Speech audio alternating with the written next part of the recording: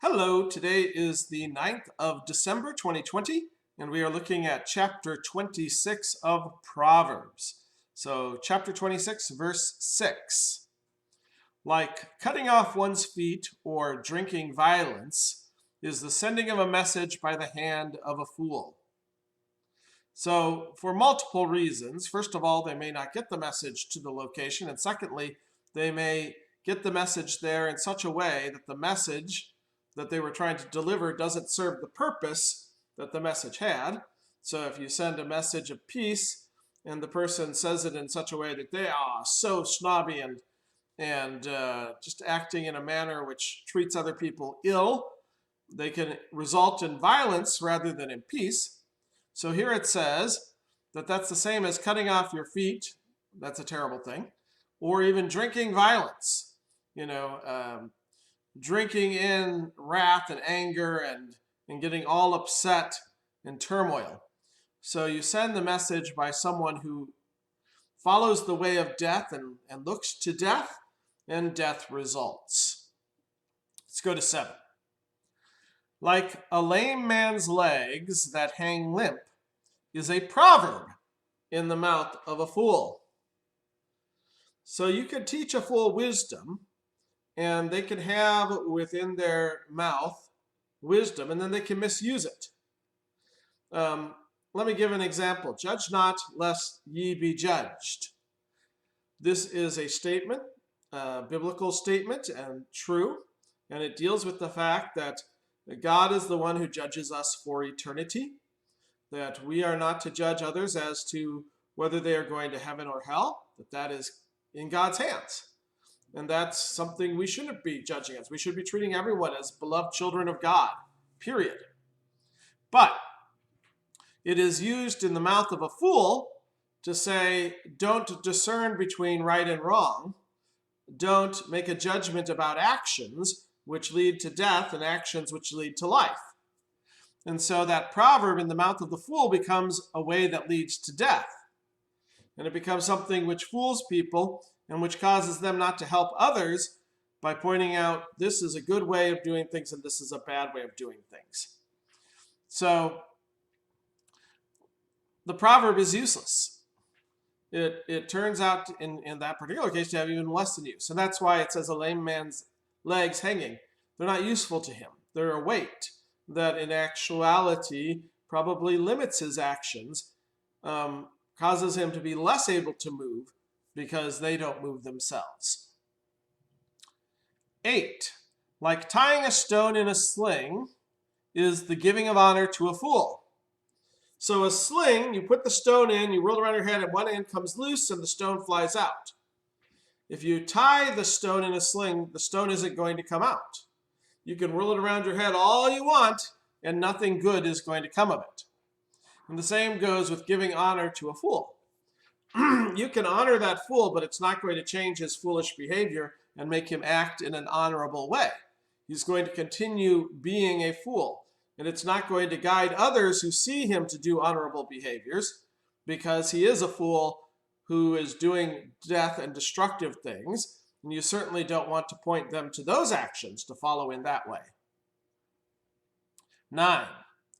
Like a thorn bush in a drunkard's hand is a proverb in the mouth of a fool.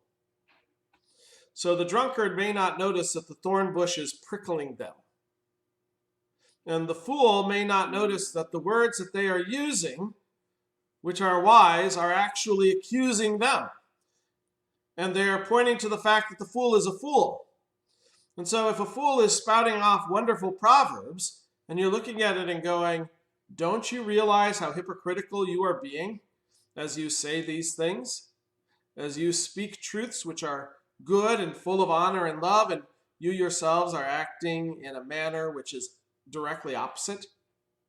Well, the drunkard is pricked and has blood coming down, and we know later on he's going to hurt. And the fool who spouts wise proverbs, wisdom of God, eventually they're going to be pricked by their own words.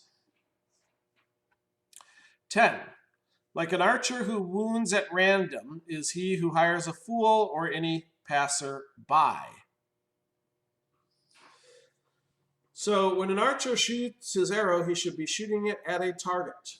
You're not randomly shooting it around. Sometimes you might have some good, but most of the time you're going to be causing injury to those who should not be injured. And it says that's the same as what happens when you hire a fool. You hire them for a task, but they're going to cause injury all around them. And random people not involved, things not involved, they're going to be injured. Or the same happens when you hire someone without knowing anything about them, without getting any references or a passerby. You're just pulling someone out of the crowd to do a job. You don't know whether they know anything about doing the job. You don't know the character of the person. It's going to cause and end up being a very bad idea. 11. As a dog returns to its vomit, so a fool repeats his folly. Well, that's a kind of sick picture, isn't it? Dogs come back and they eat what they threw up, not seeming to realize that they threw it up because it was yucky. And a fool comes back and does the same thing over again that caused him his original problem. Now we see this in a very tragic ways with alcoholism, drug abuse, sexual addiction. The person goes back to the thing which caused them the problem in the first place, again and again and again. And it doesn't matter. They don't seem to realize or recognize after having experienced the vomiting, the dog doesn't recognize that this is going to cause it again if it eats it again. Yuck. 26:12. Do you see a man wise in his own eyes? There is more hope for a fool than for him. We are supposed to be humble, and we're supposed to humble ourselves in the sight of the Lord, realizing that I am a sinner who indeed deserves nothing but punishment, and that all good things come from God. When you start looking at yourself and saying, no, I'm pretty good, I'm pretty smart, that's the path that leads to destruction. There is a proverb which says that pride cometh before the fall. This is one of those cases. When you start saying, I know enough, or I know more than others, that's when you start knowing very little. And it says, in fact, you are worse than a fool. The fool at least doesn't argue that their ways necessarily. I mean, a fool who's doing this thing of thinking they're wise does do this, but a fool who doesn't think they're wise doesn't argue that their ways are smarter and better than everybody else's. So it's possible they might listen to someone who they think is smarter or brighter than they are or wiser than they are. But go find a professor at a college who's spouting off things which go against God's design and try to convince him that he's not right. We will stop there and we'll continue with our next video.